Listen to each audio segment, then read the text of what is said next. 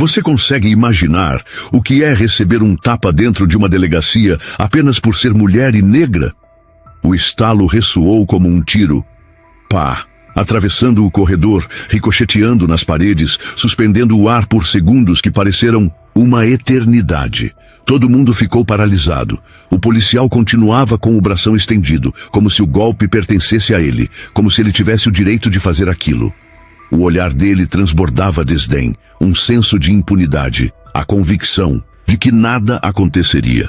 E o rosto dela continuava ereto, vermelho, não de dor, mas de uma raiva contida que se transformava em decisão. Ela não chorou. Apenas respirou fundo e disse, com a mesma firmeza que atravessaria qualquer parede: "O senhor sabe quem acabou de agredir." Ele deu uma gargalhada debochada. "Você acha que é quem? Uma autoridade? Uma delegada? Isso aqui não é a favela para você dar ordens." Mas ela permaneceu em silêncio. Apenas olhou para o relógio na parede. Faltavam 4 minutos para as 14 horas e em 4 minutos o mundo daquele policial começaria a desabar. Seu nome era Clara Silva Rodrigues. Naquele momento, ela estava sem a toga, sem o distintivo, sem a escolta que a protegia. Foi até a delegacia como uma mulher comum para acompanhar o filho de uma amiga que fora detido injustamente. Chegou com educação, se apresentou na recepção, pediu para falar com o escrivão. Foi ignorada, insistiu, riram na cara dela. Um dos policiais chegou a dizer que ela era daquelas que se acham importantes demais. Clara ficou calada, mas anotou o nome de cada um.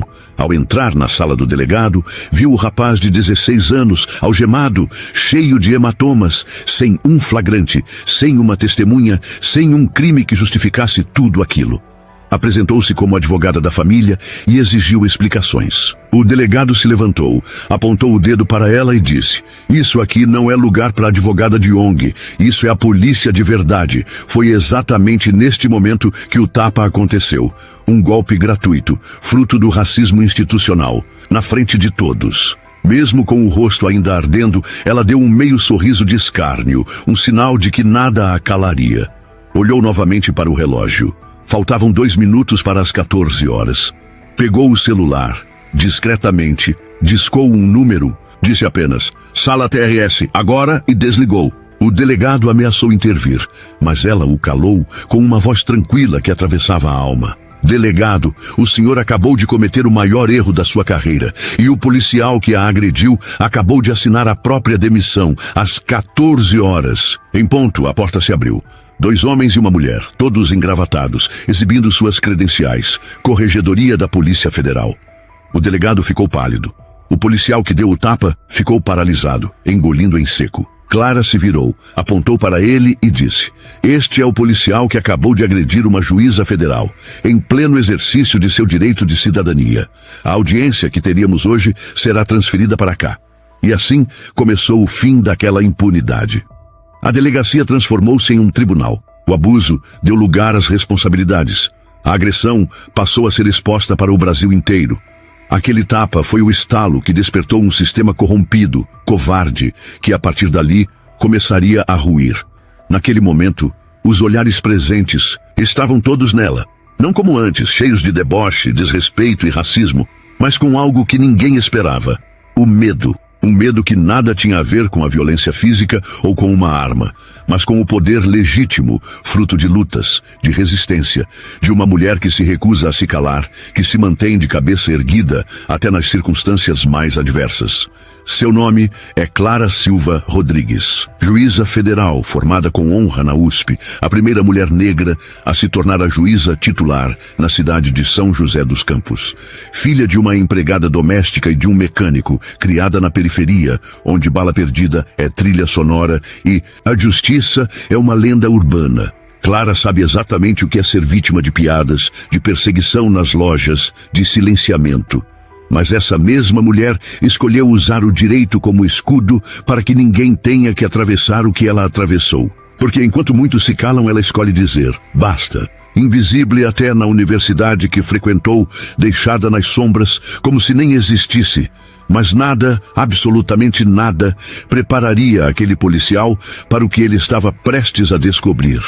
Ele achava que sabia exatamente com quem estava lidando, enquanto a corregedoria começava a interrogar o delegado, enquanto ele continuava ali paralisado, tentando encontrar uma saída. Clara, no entanto, permaneceu exatamente como estava, de pé, serena, tranquila, com o semblante de quem sabe exatamente o que faz. O delegado ainda arriscou uma última saída. Doutora Clara, se eu soubesse, claro que essa situação lamentável nem chegaria a acontecer. Ela nem se alterou. Apenas o encarou nos olhos e disse: é exatamente essa a razão do problema, delegado. Vocês só respeitam quando sabem o nome, o cargo, o poder que a pessoa representa. Mas neste momento eu não estou aqui como uma juíza. Eu estou como mulher, como cidadã, como mulher negra. E é exatamente assim que a verdadeira face de cada um se revela. Um silêncio pesado caiu na sala, como um tapa que atravessou a alma, enquanto as câmeras já estavam sendo requisitadas. O áudio, o vídeo, os depoimentos, tudo sendo devidamente protocolado na presença da corregedoria. Foi exatamente neste momento que o menino Davi, que continuava sentado, cabisbaixo, algemado, levantou os olhos pela primeira vez, olhou para Clara e sussurrou: você é juíza, é? Ela se aproximou, deu um pequeno sorriso reconfortante e respondeu: sou, e hoje você vai sair daqui com a sua dignidade intacta. Mas eles é que serão expostos nas suas responsabilidades. E você que nos assiste neste momento, quantas vezes já presenciou uma situação assim? Quantas vezes já viu uma pessoa ser desrespeitada pelo simples fato de não parecer importante? Deixe o seu comentário, mande o seu apoio, porque essa história é exatamente para que ninguém se cale. Porque quando a verdade aparece, ela não entra em silêncio. Ela entra com um processo, com provas nas mãos e uma voz firme que ninguém consegue calar. A audiência foi marcada para dali a 1 hora, na mesma sala de reuniões da delegacia. A corregedoria transformou o lugar em um tribunal provisório. A cidade já sabia, a imprensa fora convocada, exatamente como Clara exigiu. Tudo o que aconteceu nas sombras seria trazido para a luz do dia. Agora, eles teriam que se explicar na mesma praça onde se esconderam. Enquanto o policial racista aguardava do lado de fora, seu celular não parava de vibrar. Mensagens de colegas, prints compartilhados, o vídeo do tapa. A humilhação se alastrava como um incêndio na palha seca. Ele ainda assim tentava se manter confiante. Isso é só um show, não vai dar em nada. A gente sabe como essa história termina. Eles engolem a seco e tudo volta ao normal. Mas ele nem se deu conta de que nada seria como antes. Não era qualquer mulher, não era qualquer caso. Não era um mero momento isolado. Era o fim de um ciclo. Quando a audiência começou, o silêncio era absoluto. Clara chegou com uma pasta nas mãos, mas nem usava a toga, porque o que a revestia era o respeito conquistado a cada batalha vencida, a cada porta que arrombou até ali. Sentou-se na frente da mesa, encarou o policial e disse, com a mesma calma de sempre, quase como um golpe preciso: você sabe o nome da mulher que você agrediu? Ele baixou o olhar, engoliu em seco e disse: agora eu sei. E sabe quantas denúncias já estão registradas em seu nome? Ele levantou a cabeça surpreso, enquanto o fim começava exatamente ali. Clara puxou uma pilha de documentos, 12 denúncias engavetadas, deixadas para trás, como se nada valessem, todas compartilhando o mesmo padrão. Violência policial contra pessoas negras, pobres, periféricas. Casos que ninguém se importou em dar prosseguimento, que desapareceram nas gavetas junto às esperanças de justiça de cada vítima. A sala ficou em silêncio, pesada, como se o ar quase faltasse. Você não me bateu porque fiz algo errado, disse ela com a voz firme que atravessava o peito de todos. Você me bateu porque o meu rosto te incomoda, porque a cor da minha pele te desafia, e principalmente porque você achou que, assim como nas outras vezes, eu permaneceria calada. O delegado engoliu em seco, o escrivão tremia nas mãos. O promotor que estava presente puxou o ar com dificuldade. Clara não era uma vítima qualquer, era uma mulher que portava provas, que sabia exatamente o que exigia, que não deixaria nada ser varrido para debaixo do tapete. O advogado do policial ainda tentou intervir. Excelência, com todo o respeito, o meu cliente não sabia a identidade da senhora. Clara o interrompeu categórica. E se eu fosse apenas uma professora? E se eu fosse uma trabalhadora, uma mãe, uma mulher que veio até essa delegacia para dar assistência a um parente? Não é quem sou que importa. É o que ele fez.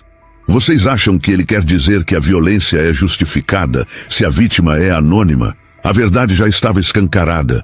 Nada nem ninguém seria capaz de calar o que estava sendo exposto. Aquele policial, que horas antes se portava como um intocável, agora suava frio, a farda colada nas costas como uma camisa de vergonha. Clara continuava serena, imperturbável.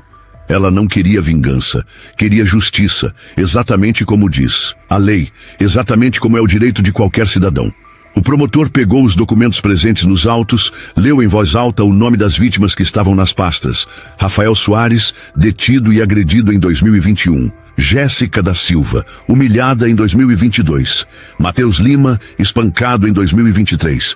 Todos eles com boletins de ocorrência arquivados por falta de provas. Mas, neste momento, temos imagens, temos um padrão, temos um histórico. O policial ainda tentou se defender. Eu estava apenas fazendo o meu trabalho. E é assim que você encara o seu trabalho, disse Clara, com um olhar que atravessava a alma. É exatamente essa a definição de um criminoso de farda. E o tempo da impunidade chegou ao fim. A corregedoria determinou o afastamento imediato dele, junto com a apreensão de sua arma, a suspensão de suas atividades e a saída de qualquer função policial. Ele deixou a delegacia algemado, na presença de seus colegas, das câmeras, de toda a cidade, enquanto o primeiro pilar do seu império começava a desabar. Mas Clara sabia que era apenas a ponta do iceberg, porque ela já sabia exatamente quem autorizava os arquivamentos, quem acobertava, quem sabia de tudo. A jornada para expor essa rede estava apenas começando, e nada a deteria. Clara olhou nos olhos do promotor e disse: se esse homem teve 12 acusações engavetadas, é porque alguém acobertou. E se vocês querem de verdade justiça, essa investigação não pode parar nele. O promotor ficou em silêncio por um momento. Sabia que ela estava certa. Em menos de 24 horas, um inquérito que ninguém ousara abrir nos últimos 10 anos passou a ser instaurado. Uma apuração profunda sobre abusos raciais dentro daquela corporação. Foram acionadas as comissões de direitos humanos, os órgãos de imprensa, as entidades civis, as associações de advogados negros e, principalmente, as pessoas que até então tinham se calado por medo, que neste momento começavam a dar o seu testemunho. O nome de Clara se espalhou pelas esquinas, pelas redes, pelas comunidades, não mais como a juíza federal que era, mas como a mulher que transformou um tapa numa revolução. Aquele policial era apenas o primeiro. Quando Clara puxou o fim do novelo, a sujeira que aparecia era muito maior do que qualquer um podia imaginar. Foi assim que ela teve acesso a relatórios internos que ninguém examinava, planilhas com denúncias engavetadas, relatos de abusos, tortura, humilhação, racismo escancarado, tudo acobertado pelo silêncio. Mas dessa vez, ela contava com a voz, o poder e a coragem para expor tudo sem poupar ninguém. Clara convocou uma coletiva de imprensa. Foi até o púlpito com os documentos nas mãos. Olhou para as câmeras, para os microfones, para o país e disse: isso não é sobre um tapa. É sobre um sistema que normaliza o abuso contra corpos pretos e pobres. É sobre uma justiça que se torna omissa ao se calar. A TV deu a notícia em tempo real. Portais estamparam nas matérias: juíza revela a rede de abusos nas delegacias do interior paulista. Clara Rodrigues expõe um esquema engavetado pelas autoridades. A opinião pública se dividiu. Houve quem a chamasse de corajosa, houve quem a acusasse de exagerada, mas quem vivia essa realidade sabia exatamente que era tudo verdade. Em menos de uma semana, 16 agentes foram afastados, delegados passaram a ser investigados, promotores estavam na mira das corregedorias, processos estavam sendo reabertos, inclusive o de Davi, o garoto que Clara defendeu no primeiro dia. Graças às imagens das câmeras, ficou provado que ele nada fizera de errado. Ele fora detido apenas por ser um rapaz negro caminhando sozinho à noite. Davi ficou livre, sendo, nas palavras de sua mãe, mais um nome que deixaria de ser esquecido para se tornar um exemplo, um futuro cheio de possibilidades, exatamente como ele merecia. Mas o que mais doeu O que ficou atravessado na alma de muitos foi um áudio vazado enviado anonimamente por uma funcionária da delegacia. A mensagem era categórica. A juíza quer mexer onde não deve. Se a gente for para cima, ela é que vai cair junto. Clara ouviu tudo, engoliu a raiva, transformou essa dor em atitude. Acionou o CNJ, o Conselho Nacional de Justiça, e deu início a um procedimento para garantir a proteção de denunciantes e testemunhas. Porque ela sabia que assim que você cutuca o sistema, ele se levanta para se defender. Ele quer engolir quem revela suas entranhas. Mas Clara permaneceria de pé, porque a justiça é maior que o medo. Com a cabeça erguida, os olhos do país estavam todos voltados para ela. Mas o que ninguém sabia era que o verdadeiro movimento ainda estava apenas começando. Porque a luta de Clara não era pessoal, era estrutural. Novos nomes passaram a ser revelados, novos depoimentos começaram a aparecer.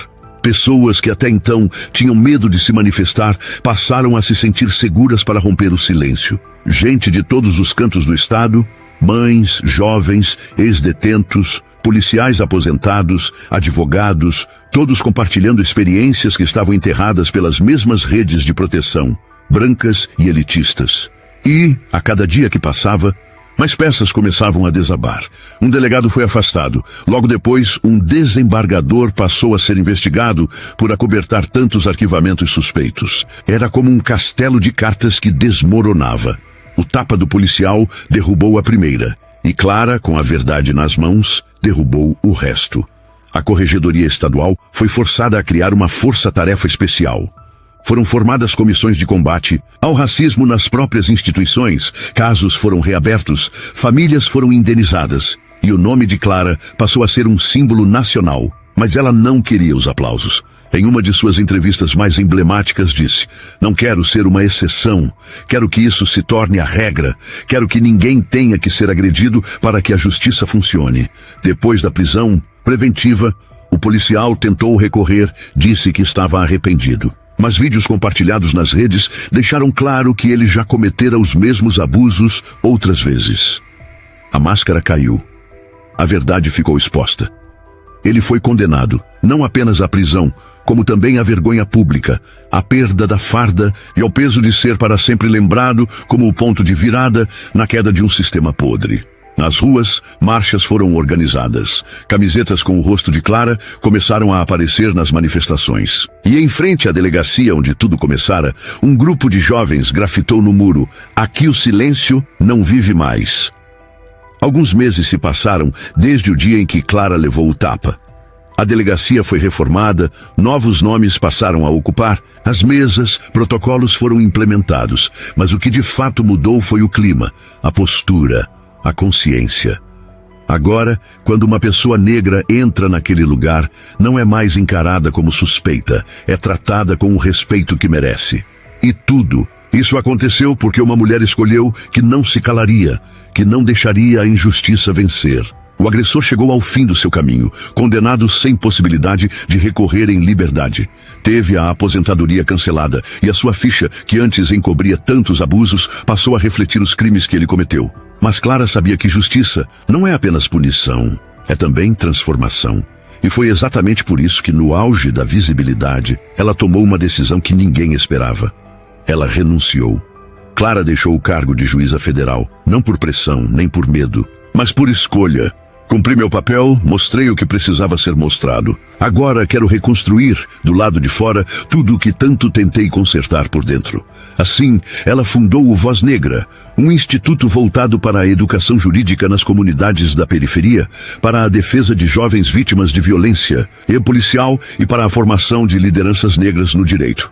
E o mais impressionante é que, em pouquíssimo tempo, o projeto cresceu, se tornou um modelo, venceu prêmios, e hoje forma advogados, defensores e até futuros juízes, todos com a mesma coragem que o sistema tanto teme. Davi, o garoto que Clara salvou no início dessa jornada, foi um dos primeiros a se inscrever. Ele cursa direito com uma bolsa integral e diz para todo mundo: "Quero ser um juiz igual à doutora Clara. Mas não para me vingar, e sim para garantir que ninguém mais tenha que passar pelo que eu passei." E aconteceu exatamente ali, na Praça Central, a inauguração de um monumento. Uma estátua de uma mulher de cabeça erguida, com a toga nas mãos e um livro na outra. Na base, uma frase gravada: onde me bateram, eu firmei os pés, e a cada dor crescia um pouquinho mais. E assim, a jornada de Clara atravessou o tempo, as dificuldades e as injustiças, transformando tudo ao seu redor. A mulher que antes era silenciada pelas ameaças, pelas calúnias, pela perseguição institucional, passou a ser a porta-voz de uma nova consciência. Uma consciência que ninguém consegue calar.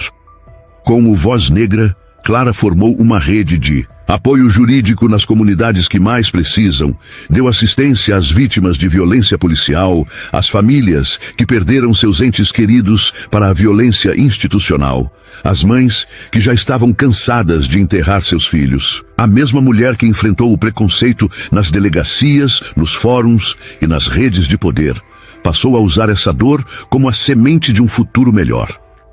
Seu nome atravessou fronteiras, sendo convidada para dar palestras nas Nações Unidas, nas escolas públicas, nas comunidades da periferia, nas faculdades de direito. A nova geração, que antes nem sabia que era possível vencer um sistema corrompido, passou a se espelhar na história de Clara para fazer exatamente isso: vencer. Uma onda de consciência se formou, nas redes, nas praças, nas comunidades, mostrando que a justiça é fruto da união, da resistência e do amor pelas próximas gerações. Clara sabia que ainda havia um caminho cheio de espinhos, que nem tudo se resolveria facilmente, que muitos continuariam tentando calar, desqualificar, minimizar suas conquistas. Mas nada, nem ninguém, seria capaz de apagar o que ela já construíra. Porque enquanto existirem pessoas dispostas a lutar pelas suas comunidades, pelas suas famílias, pelo que é correto, o trabalho iniciado por ela permaneceria vivo, e assim, um futuro mais justo começava a ser desenhado pelas mãos de quem a ele pertencesse. Com a mesma garra de sempre, Clara S. Rodrigues deixou sua marca na história. E você que chegou até aqui, você acredita que uma atitude é capaz de transformar não apenas uma vida, mas um sistema inteiro? Já sentiu que a dor que te causaram se transformou na mesma força que te fez levantar os outros?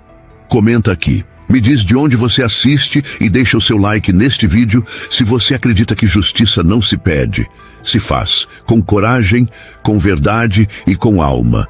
E ainda não vai embora. No card que aparece na tela e na descrição, temos um outro vídeo que você precisa assistir. Sou negra, é humilhada no próprio banco e 7 minutos depois demite o gerente na frente de todos. Essa é uma virada que você quer ver. No fim, Clara não venceu apenas um policial. Ela venceu um sistema inteiro, com dignidade, com firmeza e com o tipo de força que nem o tapa mais covarde é capaz de calar.